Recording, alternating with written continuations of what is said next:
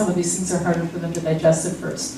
So again, if you're keeping an eye on the stool and you see things coming through, chop it up, steam it, grind it up, help them along until they adjust. So.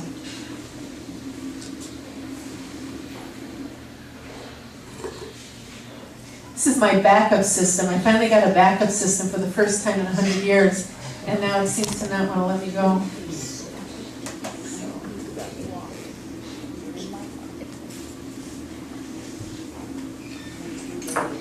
A lot of people aren't comfortable going entirely free of packaged food, whether it's for convenience or just feeling like it's okay. Some people feel like they just want the insurance of having a formula that was prepared by professionals, or whatever the reason. I keep some around because we have, for one thing, she has her little treat balls, and we stuff them in there, and she plays around it, knocks it around, gets the kibble out there. And there are times when I come home and I don't have any rice or potatoes cooked, and I don't have any good whole grain bread, and there's just nothing easy, and it's 10:30 at night, and I'm tired, and I have kibble around, and I do give it to her once in a while. But it's not once every couple months is probably all. But whether you do that, whether you want to combine that with fresh food, whatever you're doing, you need to be really conscious of what it is that's in the package. You know it's not going to be as fresh, as good as your fresh food that you make at home. Quality of ingredients is really, really key.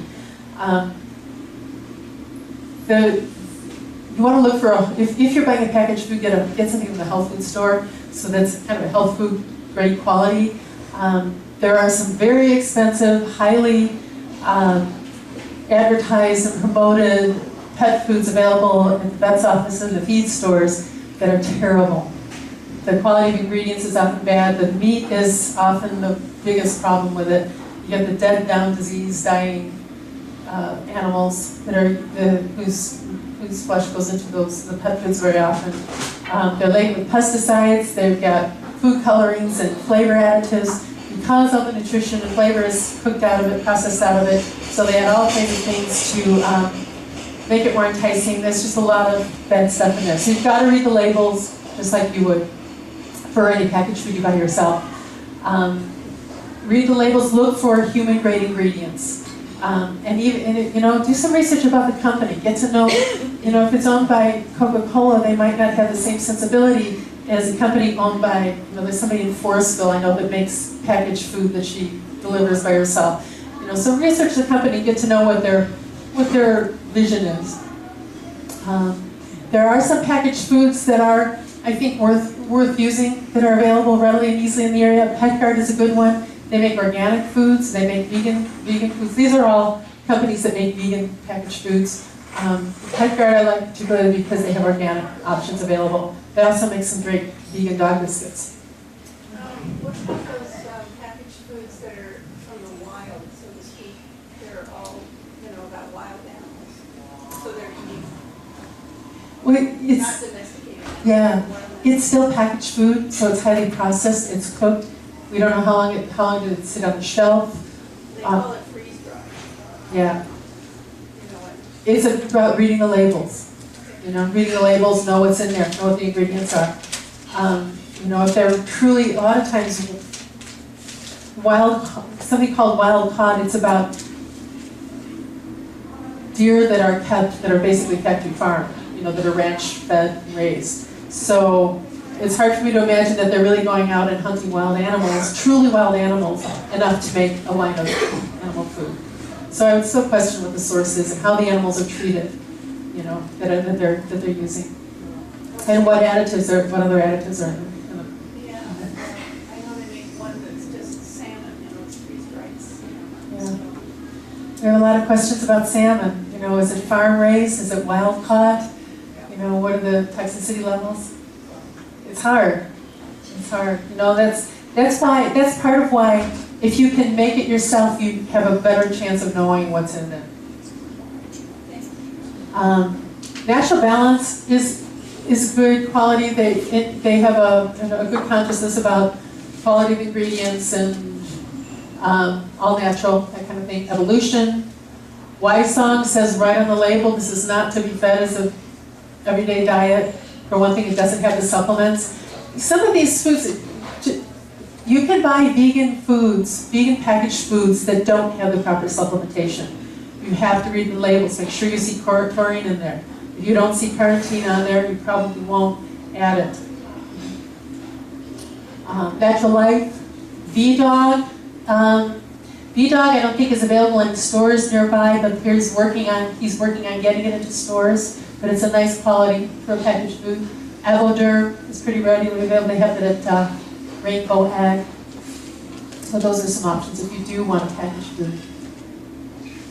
Feeding fresh really doesn't have to be hard though. It's so much easier than you might think it is. The easiest thing to do is just adapt your own diet. If you're eating basically healthy foods yourself, just make a little extra. Maybe you adjust the proportions. Maybe your dog gets more protein than you do. Maybe he loves broccoli, so you put an extra broccoli, or whatever. But if you're feeding basically the same foods, you can share it, and it doesn't get much easier than that. It may even be that you basically use the same foods and prepare them differently. If you like lots of onions or something, or you like it really, really spicy, maybe you prepare it a little differently, but you can still basically use the same grocery list. Of course, if you do make something that you can feed to your dog or cat, it's the easiest way. You just share your own. Because I have to use a really big pot if I do that with Tila. To make a lot of stuff. And you can also just make, maybe cook up your rice and your beans or your lentils and package those up in serving size for 3 or 4 days and put in the freezer. And then you take out your 3 or 4 days worth and you feed that, add your fresh vegetables and fruits to it, feed that up, and then the next 3 or 4 days you're going to do potatoes and tofu or something. So just make little single serve packages and stick them in the freezer, and that makes it easy. There's some quick and easy fast food meals that I like to do that I guess that's on the next screen, I'll show you this in a minute. That just make it, that when I'm out of everything and there's nothing ready and I don't have to go, it's part of the reason I don't feed Kibble very long, because there's some things I go to that are just real quick and easy. One of those is a lunchbox peanut butter sandwich. I always have really good quality organic whole grain bread around. That's perfectly good for her.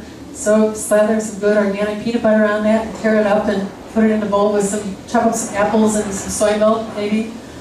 She loves it. Or if we're going on a picnic or we're going to the river or something for the day, bring her a peanut butter sandwich. It's easy. Breakfast cereal. I take those raw rolled oats and put them in a bowl with banana and some soy milk. She loves it. Cinnamon. Cinnamon is good for them.